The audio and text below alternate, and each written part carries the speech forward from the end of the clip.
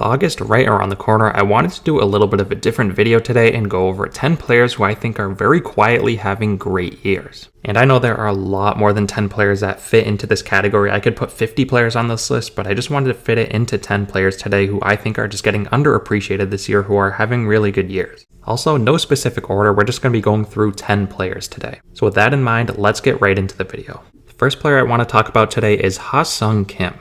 Kim is now the main man over at shortstop in San Diego, and originally there was a lot of pushback with that decision because people wanted to see Fernando Tatis Jr. over at shortstop. But Kim has, statistically speaking, been the third best defensive player in all of baseball this year, as he currently has 15 defensive runs saved, which is tied for third in the league. And offensively, he's not too far behind, as in 100 games this season, he's hitting .277 with 14 home runs, 20 stolen bases, and an .816 OPS. He's all around been one of the best players in San Diego's lineup and one of the best players on their team as a whole, as he currently has a 5+ WAR. The next player on today's list is Josh Naylor. Naylor started out his career in San Diego where he was mainly a bench bat, but since getting traded over to Cleveland, he's been a starter. And he's been pretty decent over the past couple years, but this year he's taken it to another level, as in 94 games he's hitting .309 with 15 home runs, 79 runs driven in, and an .855 OPS. He's not putting up MVP caliber numbers, but he's definitely been one of the more reliable players in Cleveland's offense behind Jose Ramirez. And with Cleveland vying for the AL Central crown, I think Naylor's going to play a big role in that, considering Cleveland's offense is pretty weak, and outside of Jose Ramirez and Josh Naylor, they haven't gotten too much consistent production. Next player on today's list is Devin Williams. Williams has always been one of the best relievers in baseball, but early on in his career, he wasn't a closer because of Josh Hader. But now with Hader out of the mix and in San Diego, Williams has the closer role in Milwaukee, and he has taken it and run with it.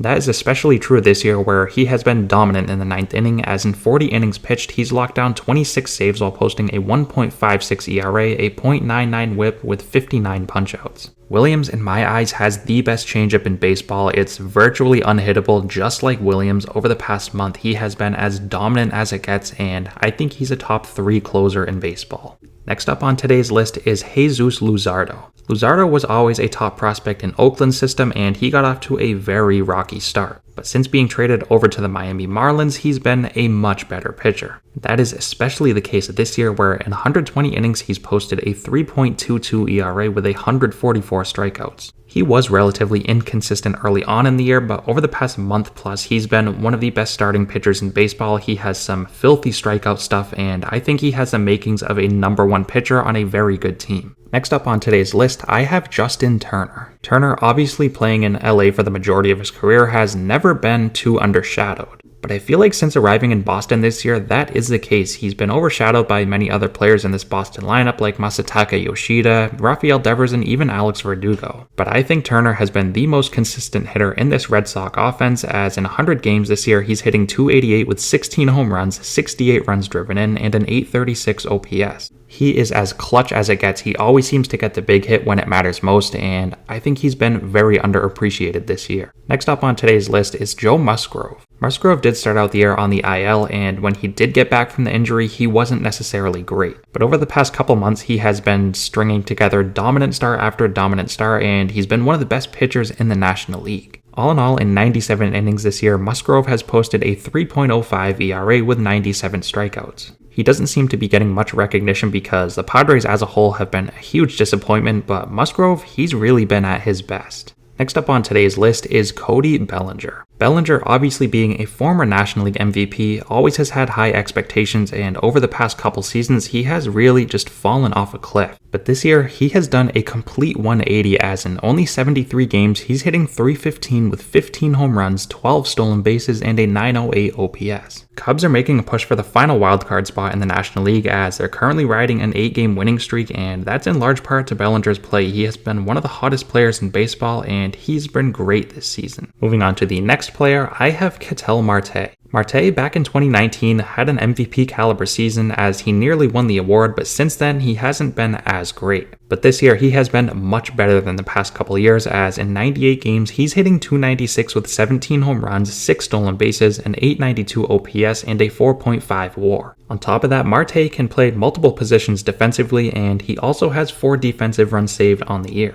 I believe Marte's great season has been overshadowed by rookie superstar Corbin Carroll, but Marte himself is having a great season. Moving on to the next player on today's list, I have Ketel Marte's teammate in Merrill Kelly. Kelly, similar to Marte, has been overshadowed by a teammate who has been slightly better this year in Zach Gallen, but Kelly himself has been very good. This year, in 101 innings, Kelly has posted a 3.12 ERA with 103 strikeouts. He has consistently been giving Arizona good starts, and he's been a big reason why they're staying in the wildcard hunt in the National League. And last but certainly not least, I have Jake Fraley. The Reds have been one of baseball's most surprising teams this year as they're fighting for the National League Central crown, and Jake Fraley has been a big reason why. Fraley's great numbers this year have been even more impressive because the fact that he's been in a platoon role for the majority of the season. In only 88 games, Fraley is hitting .262 with 15 home runs, 17 stolen bases, and an .819 OPS. He is most likely going to have a 20 home run, 20 stolen base season, and not many people talk about him at all, and I think he deserves a lot more recognition for what he's doing this year for the surprising Cincinnati Reds. And that's going to wrap today's video up. Let me know what you guys think down below. As always, I want to thank you guys again so much for watching and continuing to support, and I'll see you next time.